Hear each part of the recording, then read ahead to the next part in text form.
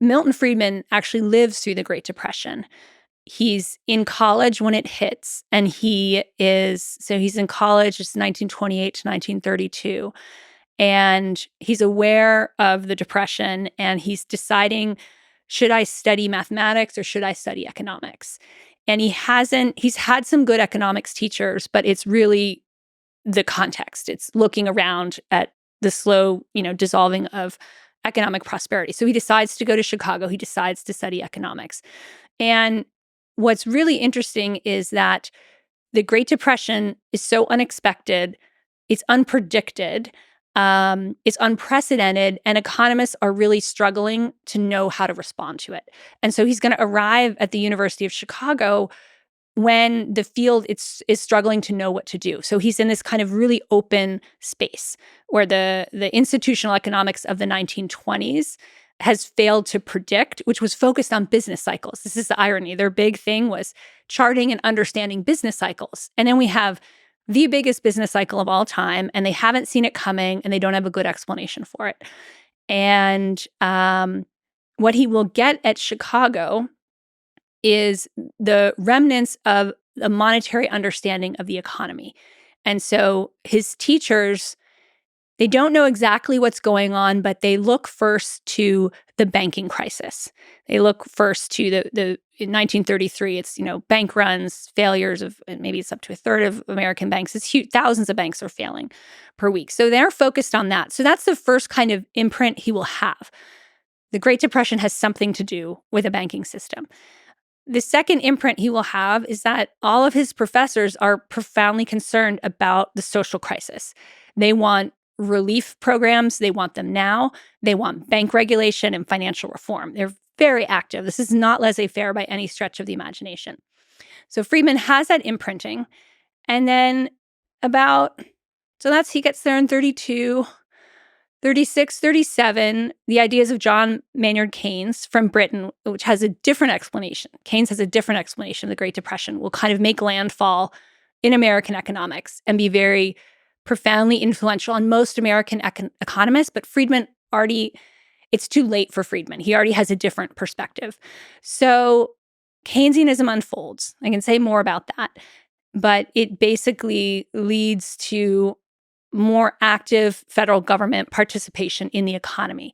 And what underlies a lot of that, its adaptation in America particularly, is the idea that capitalism has failed. Capitalism has revealed itself to have a profound flaw in that its cycles of boom and bust create social instability, chaos. It needs to be tamed. It needs to be regulated.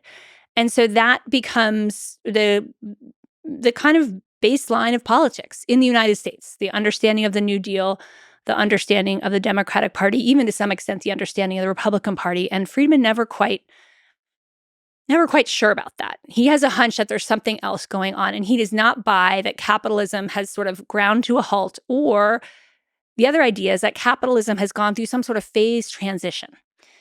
And it worked great maybe while we had a frontier. This is a very serious argument that people are making. The United States used to have a frontier, a place where, Europeans hadn't fully settled. Of course, they're pushing out the native tribes. That's another story. But that this frontier is the engine of economic growth, and the frontier is now over, it's closed, and we're going to stagnate. And there's a theory of secular stagnation.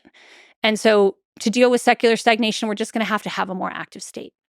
So Friedman is suspicious of all these assumptions. And he has this idea that it has something to do with money.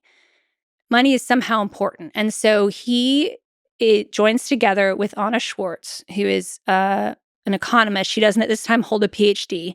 She's working for the National Bureau of Economic Research. And they come together to do this study of money in the U.S. economy.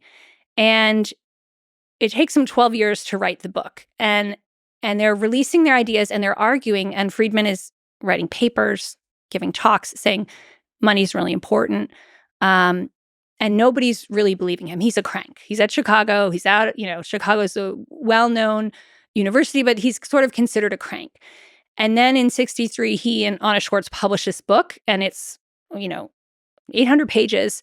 It's a reinterpretation of the history of the United States through money. Like the central character is money, whether it's specie, greenback, or the US currency. And they have a whole chapter on the Great Depression. And what they've literally done, Schwartz has done most of this. Schwartz has gone to banks and said, show me your books. And then she's added up column by column. How much money is in your vault? How much money is on deposit? How much money is circulating? And so they literally have graphs, you can see them in the book, of how much money has been circulating in the US at various different points in time. And when they get to the Great Depression, they find the quantity of money available in the economy goes down by a third.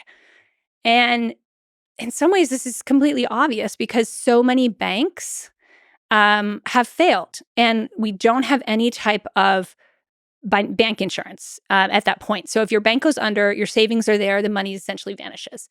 And it's fractional reserve banking, right? So you've put in, they can loan up to 90% off on their deposits. And so Friedman and Schwartz present this argument that what really made the Great Depression so bad was this drop in the amount of money, the 30% drop in the money. They call it the Great Contraction. And then they go further and they say, well, how did this happen and why?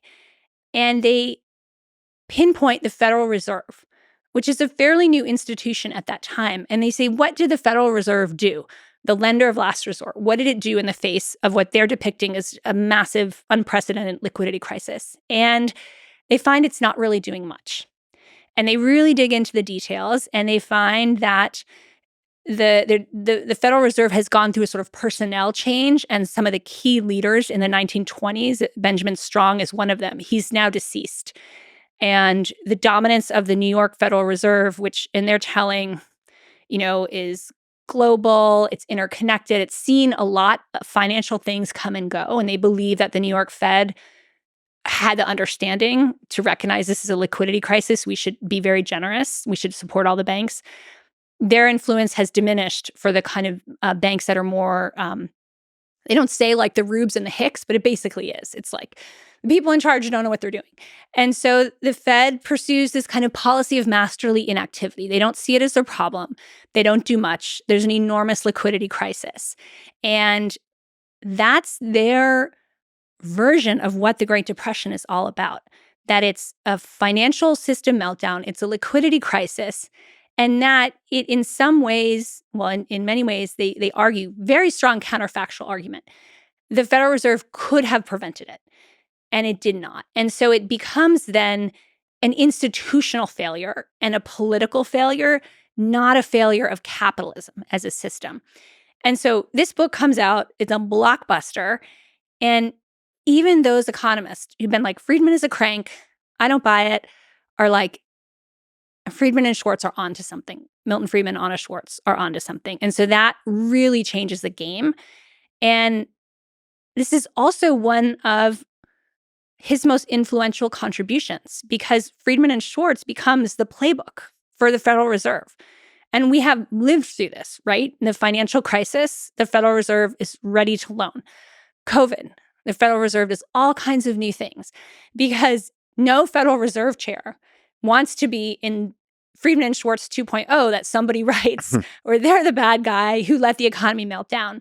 So, the specifics of what they say to do have obviously evolved as the system has changed, but this is a playbook for how to deal with economic crisis. It's Friedman and Schwartz. And so it's absolutely fundamental, and that is really going to be the place he makes his mark. There's a lot of things to say here. So first, the book we're talking about is A Monetary History of the United States, in part for which Milton Friedman won the Nobel Prize. You've also mentioned the influence of the Great Depression. If you could even just rewind to that. Yes. So he went to, I guess, college in Rutgers. That's right. And he was, mathematical proclivities. So he was kind of wanted to be a mathematician. And so it's kind of a cool crossroads. It's interesting how the right time, the right person arrives, right? So you described this really well so he had this choice to be a mathematician or an economist. And the economist is the University of Chicago, mathematician is Brown University, whichever. And then this is also the beginnings, as you've described, of mathematical economics.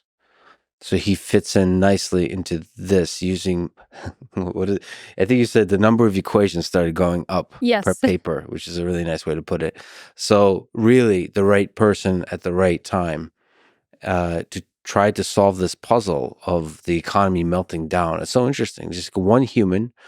It's just from just zooming in on a single human making a decision about life, and it's hard to know when you're in it that the world is melting down from an economics perspective, and that I could do something about this to figure out what it is.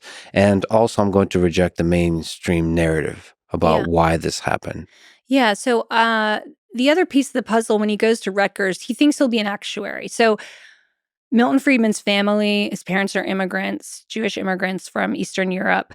They're pretty atypical in that they don't stay in New York, and they move to Rahway, New Jersey, and they put together a fairly middle-class life as kind of, they have a shop, they do some wholesale buying and selling, and then his father dies when he's 16.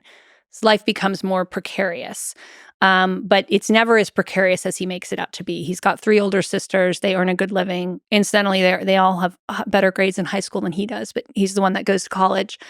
And but it's actually really important that he loses his father figure, because he's then looking for other father figures. And he meets 2 at Rutgers. One is Arthur Burns, who will go on to have a huge influence in his career. No relation to me, by the way. But Arthur Burns is like him, a fellow Jewish immigrant boy on the make. He's older, and he's making a career as an economist. And then there's Homer Jones, who has gone to the University of Chicago and is studying with Frank Knight at Chicago and says, you have to go to Chicago.